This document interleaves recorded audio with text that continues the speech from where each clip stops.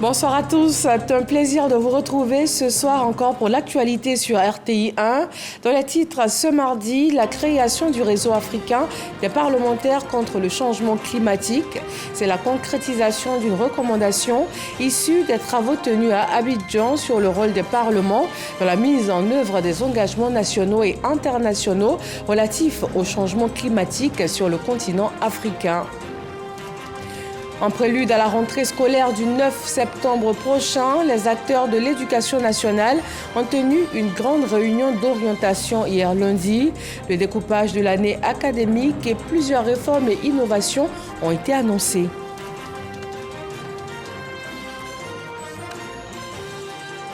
Plus de 8,7 millions d'enfants âgés de 0 à 5 ans seront vaccinés contre la poliomyélite du 6 au 9 septembre prochain. La campagne est ouverte et les parents sont invités à faire vacciner leurs enfants lors du passage des agents vaccinateurs. En 2023, 7 cas de polio ont été enregistrés en Côte d'Ivoire. Et puis cette embarcation avec une soixantaine de migrants à bord qui a chaviré ce mardi dans la Manche, 12 personnes décédées, 2 autres portées disparues et plusieurs blessés selon un premier bilan provisoire. Bienvenue dans le 20h et merci d'être des nôtres sur RTI 1. Il est arrivé aujourd'hui à Beijing, en Chine. Le vice-président de la République, Thiemoko Meïlie Kone, y représente le chef de l'État, Alassane Ouattara, au sommet du Forum sur la coopération sino-africaine du 4 au 6 septembre. Il est à la tête d'une délégation composée de membres du gouvernement, de directeurs généraux d'entreprises publiques et de représentants du secteur privé ivoirien. Ce sommet vise à renforcer les liens entre les États africains et la Chine. Retour en Côte d'Ivoire et on parle de lutte contre le changement climatique. Un réseau africain des parlementaires vient de voir le jour avec la mission de réunir l'ensemble des initiatives africaines pour une lutte commune et efficace contre les effets dévastateurs du réchauffement climatique. Une avancée enregistrée à l'issue des travaux tenus à Abidjan avec les parlements relativement au changement climatique sur le continent. Barnabé Conan et Moussa Konaté. Mise en place du réseau africain des parlementaires contre le changement climatique. C'est la principale résolution adoptée à l'issue des travaux des parlementaires africains à Abidjan sur les engagements nationaux et internationaux en matière de changement climatique en Afrique. Émile Guirioulou, député ivoirien, est désigné président de la structure. Maintenant que nous avons travaillé, maintenant que nous avons pris des résolutions, maintenant que nous avons créé un réseau, il nous appartient de faire en sorte que ces réseaux vivent. Il nous appartient de faire en sorte que les résolutions que nous avons prises aujourd'hui ne soient pas des résolutions qui ne sont pas des lettres mortes, pour que nous les mettions en application et que nos engagements en tant que parlementaires puissent nous mettre au travail pour qu'ensemble, avec les exécutifs respectifs, nous puissions travailler pour le bien de nos populations, mais surtout pour le bien de l'Afrique. La mission du réseau est claire, mobiliser toutes les forces et compétences pour faire entendre la voix du continent sur l'épineuse question du réchauffement climatique. Il a été décidé de mettre en place des financements pour aider donc, les pays qui en souffrent. Depuis la COP 21 2015 à Paris, tous ces financements qui ont été promis n'arrivent pas. Et pendant ce temps, la situation continue de se dégrader parce que nous, en tant qu'Africains, nous ne nous mettons pas ensemble pour nous battre et parler d'une seule voix. Donc nous avons décidé aujourd'hui, en tant que parlementaires venus de toutes les régions d'Afrique, pour qu'on se mette ensemble et porter ce combat-là. Émile Guirioulou, nouveau président du réseau africain des parlementaires contre le changement climatique, est l'actuel président de la commission de la recherche, la science, la technologie et l'environnement de l'Assemblée nationale. Premier défi, la participation active du réseau à la COP29, prévue en novembre prochain en Azerbaïdjan. Les initiatives se multiplient pour faire face aux défis environnementaux auxquels l'Afrique est confrontée. Dans le même temps, la 10e session extraordinaire de la conférence des ministres africains de l'environnement va se tenir dans 2 jours, le jeudi 5 septembre prochain à Abidjan. Avant la rencontre, les experts, les représentants d'organisations internationales et la société civile se sont réunis afin de plancher sur les questions centrales. Le 9 septembre prochain, dans tout juste quelques jours, ce sera la rentrée scolaire. Les De l'Éducation nationale et la ministre Maria Toukoné ont tenu une grande réunion hier lundi. Le découpage de l'année académique 2024-2025, les réformes et innovations ont été annoncées, notamment le retour du calcul mental, la redynamisation de la plateforme Mon École à la maison et aussi la mise en place du programme national des premiers apprentissages scolaires. Le point complet avec Khalid Diomandi. Comme il est de coutume, à quelques jours de la rentrée scolaire, la ministre de l'Éducation nationale, Maria Toukoné, tient une réunion d'orientation avec l'ensemble des acteurs du système éducatif. Cette fois, c'est au lycée moderne d'Anyama que les innovations et les grandes articulations de l'année académique 2024-2025 sont annoncées. L'année débute le 9 septembre 2024 et s'achève le vendredi 11 juillet 2025, soit 44 semaines. Le premier trimestre débute le lundi 9 septembre 2024 et s'achève le vendredi 29 novembre 2024. Le deuxième trimestre part du lundi 2 décembre 2024 au vendredi 28 février 2025. Le troisième trimestre commencera le lundi 3 mars 2025 et prendra fin le vendredi 9 mai 2025. Le MENA met en œuvre un nouveau programme visant à améliorer les apprentissages en lecture, écriture et mathématiques, appelé Programme national d'amélioration des premiers apprentissages scolaires, en abrégé PENAPAS. Ce programme démarre cette année par les classes du préscolaire, du CP1 et du CP2 sur tout le territoire national et s'étendra progressivement jusqu'au CM2 dans les années à venir. Sur la période 2022-2024, les résultats aux examens à grand tirage connaissent une nette amélioration. Le taux de réussite au CEPE est passé de 64% à 83%, celui du BPC de 28% à 40%, quant au baccalauréat de 30% à 34%. Loin de baigner dans l'autosatisfaction, Maria Toukoné appelle plutôt la communauté éducative à maintenir le cap. Malgré ces résultats encourageant ses collaborateurs, nous devons redoubler d'efforts pour de meilleurs rendements aux examens du BEPC et du baccalauréat. Nous devons aussi redoubler d'efforts pour lutter énergiquement contre la fraude. Il y va de la crédibilité de nos diplômes. Toutes celles et tous ceux qui prennent de l'argent avec les parents, les élèves, pour des fins inavouées et obscures, doivent impérativement arrêter ces pratiques honteuses qui n'honorent pas le ministère de l'Éducation nationale et de l'alphabétisation. Soyons des citoyens responsables pour une école de qualité. Et pour garantir cette école de qualité, d'importantes réformes et mesures sont prises pour cette nouvelle année scolaire. La rentrée scolaire 2024-2025 va accroître le retour du calcul mental en vue de renforcer les capacités de nos apprenants en mathématiques. La plateforme Mon École à la maison a été redynamisée. Une plateforme de suivi scolaire DocConnect est créée pour suivre régulièrement les performances des élèves et remédier aux insuffisances en cas de besoin. La ministre Maria Toukoné indique également que les cours du mercredi sont dorénavant exclus des emplois du temps au préscolaire et au primaire. Conformément aux recommandations des États généraux de l'Éducation nationale, les 41 DRENA procèdent à la signature des contrats d'objectifs et de performance. Pour faciliter l'atteinte de ces objectifs, un budget de 900 millions de francs CFA leur est alloué. Et la communauté éducative qui se prépare donc à l'approche de la rentrée. Mais les établissements, eux, sont-ils prêts à accueillir élèves et encadreurs à quelques jours de leur ouverture pour une nouvelle année scolaire? William Kakou et Kader Sogodogo de RTI Boaké ont été voir ce qu'il en est. Leur reportage. Quand sonnent les vacances, nos établissements d'enseignement public présentent un autre visage.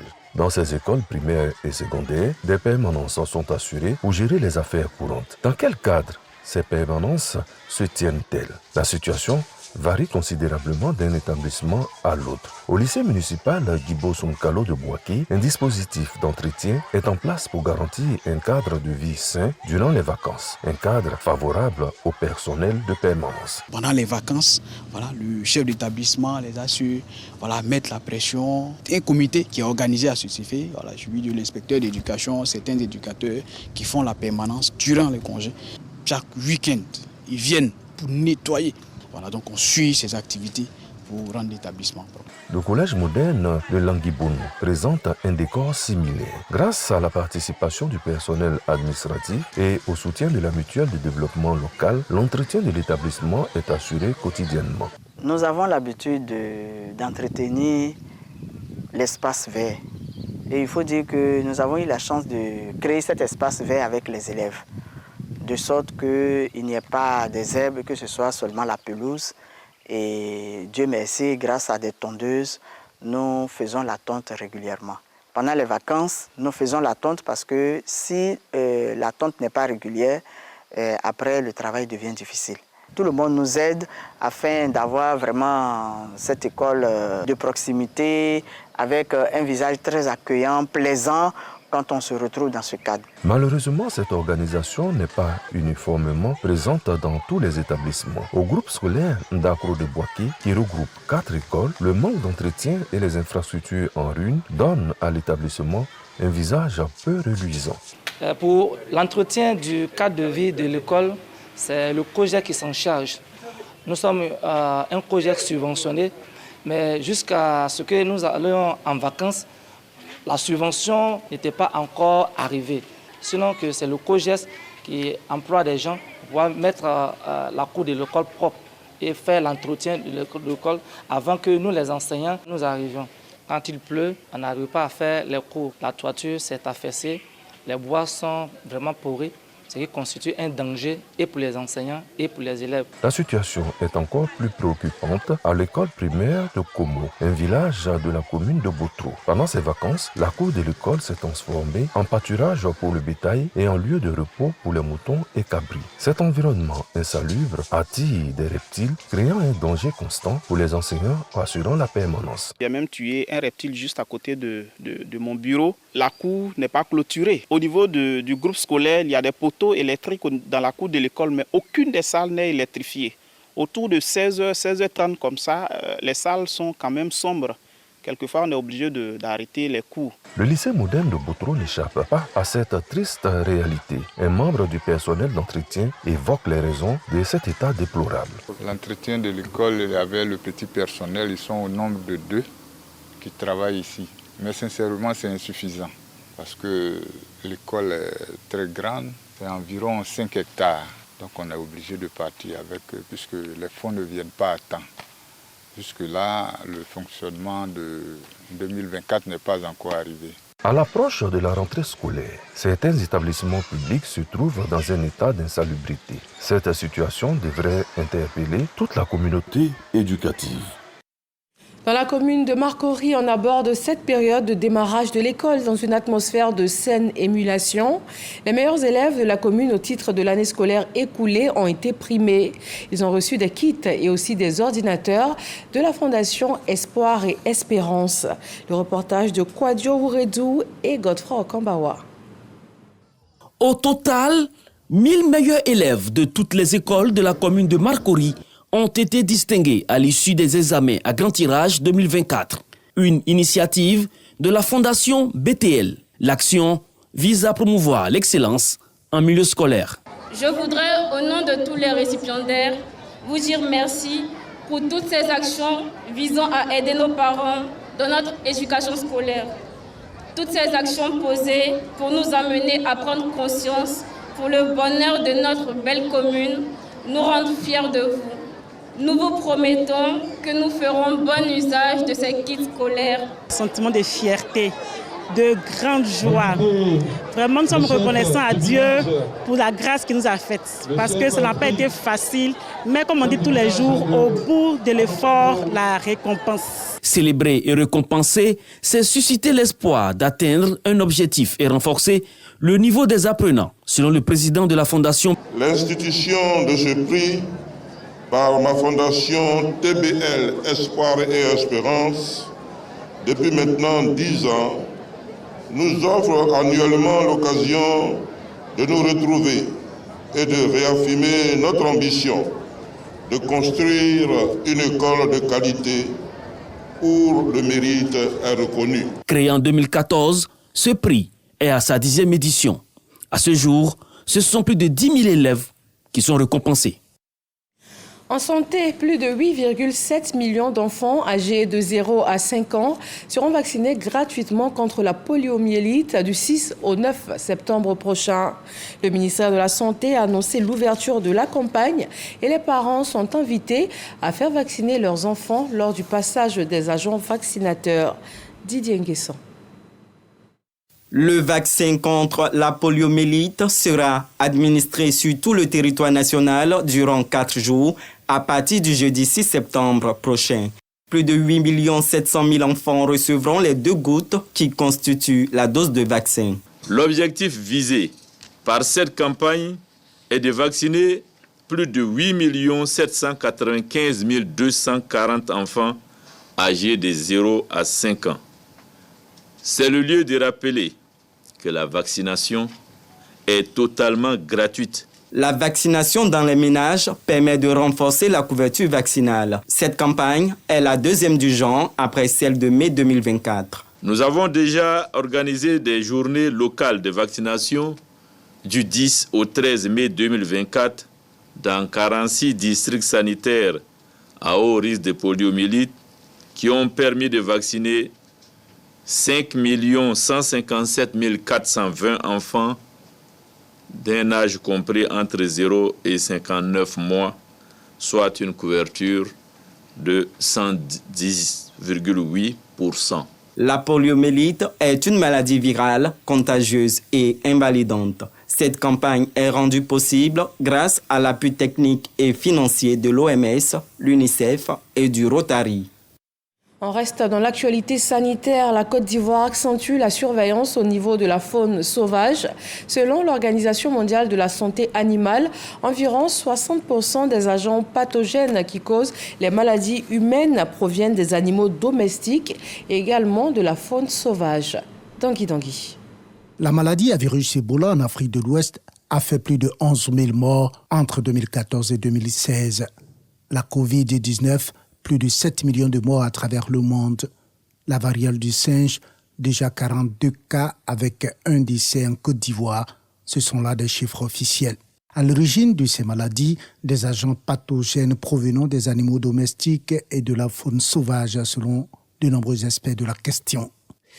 De quoi actualiser la problématique de la surveillance des maladies de la faune sauvage, une précaution identifiée comme la pierre angulaire de la lutte contre les menaces sanitaires, notamment celles à l'origine des pandémies respiratoires aiguës pour la sauvegarde de la santé animale, humaine et de la biodiversité. C'est l'enjeu de cet atelier de formation pour les activités de surveillance active dans la vie faune organisé par le ministère des Ressources animales et halieutiques. Nous savons que plus de 60% des maladies parmi les humains, ils ont des origines dans les animaux.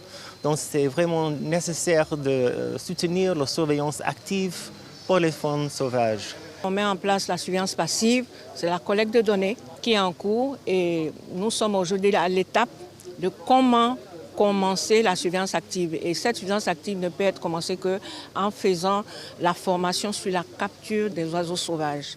Et pour deux maladies que nous avons ciblées, c'est l'influenza virus et puis la Covid-19. Ce projet pilote bénéficie de l'appui financier du Centre pour le contrôle et la prévention des maladies, CDC, et va durer 3 ans. Cette activité de surveillance concerne 2 réserves naturelles, Taï et Komoué, et 5 aires de repos pour oiseaux migrateurs, à savoir Grand Laou, Grand Bassam, Abidjan et Soubré. À Boaké, le conseil régional de la région de Gbeke a tenu sa 3e réunion ordinaire pour l'année 2024. L'accent a été mis sur l'adoption du programme triennal 2025-2027. Il s'élève à plus de 12 milliards de francs CFA, dont 11 milliards pour les opérations. Kader Sokodogo.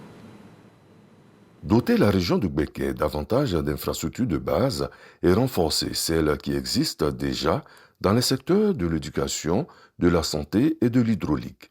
Également, mettre en place des activités génératrices de revenus. Tels sont les objectifs fixés par le Conseil régional de Gbeke à sa 3e réunion ordinaire de l'année 2024, d'où l'adoption d'un programme triennal portant sur la période 2025 à 2027 qui s'élève à plus de 12 milliards 864 millions de francs CFA pour les actions et plus de 11 milliards de francs CFA pour les opérations. Une satisfaction pour les différentes commissions. Il se trouve que des secteurs importants comme l'agriculture, qui sont des programmes de développement pour les populations, n'ont pas été pris en compte dans le budget. Donc la commission planification a fait des propositions afin que le Conseil puisse s'intéresser et l'intégrer pour l'avenir. Avec toutes ces ressources et avec l'engagement du président, de monsieur le ministre Assaoré, c'est sûr que nous arriverons donc à satisfaire nos parents, nos populations. Pour le ministre Jacques Assaoré-Conan, président du conseil régional de Gbeke, il s'agit de donner une nouvelle vision du développement à la région. Créer des infrastructures qui à terme vont rapporter des ressources à la collectivité pour renforcer son autonomie financière et mettre en œuvre des activités qui vont redorer le blason de Gbeke. Je rêve du jour où l'Ivoirien se lève, il veut aller se détendre, il choisit en premier choix le Gbeke, parce qu'il y aura tout ici. Le représentant du préfet de région, le préfet du département de Beoumi, a quant à lui invité les populations à s'inscrire résolument dans la paix et la cohésion sociale, gage de tout développement. Le concours musical Golden Voice, programme de Radio Côte d'Ivoire, est bouclé pour cette édition 2024. Il a permis de mettre en lumière plusieurs jeunes talents du 3e art. Ismaël Evradeo, Didier Nguesson et Franck Kofi nous emmènent à la finale au Palais de la Culture de Treichville. Dernière étape du concours Golden Voice de Radio Côte d'Ivoire, édition 2024. Sont en compétition pour cette finale un quatuor, un duo et 3 solos.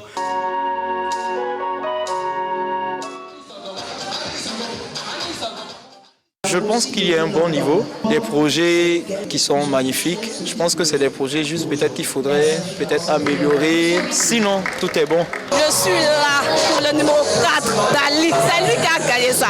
J'aimais tous les groupes, mais en particulier la section Z. Vraiment, ces enfants chantent très bien. Choix contre choix, prestation contre prestation, de quoi donner du fil à retordre aux membres du jury. Un jury qui finalement désigne la section Z comme vainqueur.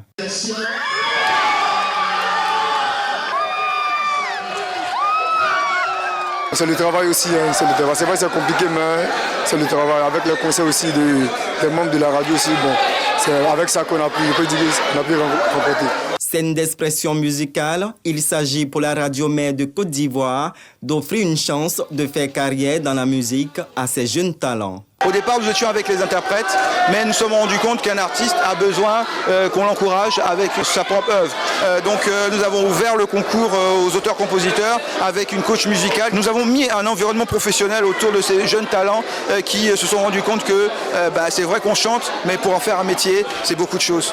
En plus d'une enveloppe de 150 000 francs CFA, la section Z, lauréate de cette édition, bénéficiera d'une production de la part de Radio Côte d'Ivoire. Le magazine d'information Les Valeurs de la République célèbre une année de parution. Son directeur de publication revient sur ces 12 mois qui ont permis au magazine d'œuvrer à promouvoir les personnalités considérées comme des valeurs par leur abnégation au travail. Éric Goré. Ce bimestriel appelé Les Valeurs de la République est distribué depuis 1 an sur le territoire ivoirien de façon gratuite. Il traite plusieurs sujets en lien avec le développement de la Côte d'Ivoire et met en bonne place les grands chantiers du président Alassane Ouattara et plusieurs autres personnalités de la Côte d'Ivoire qui se démarquent par l'amour du travail bien fait. Un dîner gala pour mettre sous le feu des projecteurs ces personnalités qui reçoivent les étoiles d'or des meilleurs pionniers des valeurs de la République. Le président de la République est distingué pour le succès de la Côte d'Ivoire à la CAN 2023. L'ambassadeur Essi Amara, ancien président de l'Assemblée générale des Nations Unies et plusieurs autres personnalités de différents domaines sont honorés. L'initiateur se dit engagé à accompagner les bonnes actions qui impactent la vie des populations. Les valeurs de la République, c'est d'abord l'éducation républicaine. Ce sont ces modèles de la société qu'il fallait mettre en exergue. Et ce que nous faisons avec notre magazine, qui aujourd'hui vient d'avoir 1 an. Les lauréats, quant à eux, disent leur fierté. Je suis très honoré de recevoir ce prix aux côtés de ces illustres personnalités au nom desquelles le président de la République de Côte d'Ivoire.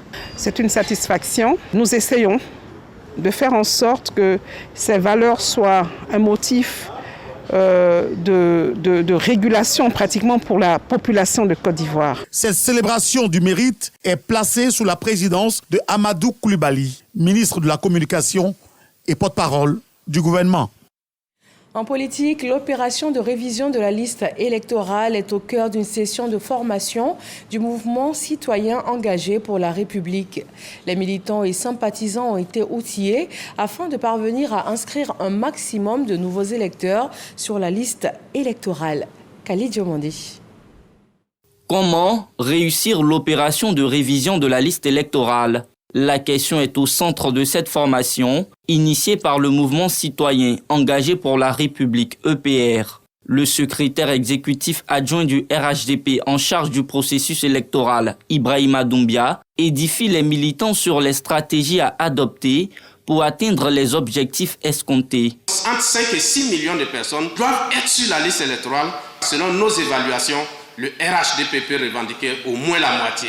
Tous ceux qui sont comme vous, qui pensent que nous devons continuer avec Alassane Ouattara, il faut leur dire, leurs enfants, leurs frères, leurs sœurs, qui ont l'âge de voter, qui ne sont pas inscrits sur la liste électorale, d'aller se faire connaître dans les sections et les comités de base pour que ils puissent, le moment venu, aller s'inscrire sur la liste électorale. Le mouvement engagé pour la République entend jouer un rôle décisif. Nous allons mobiliser nos forces vives pour contribuer activement à la révision de la liste électorale.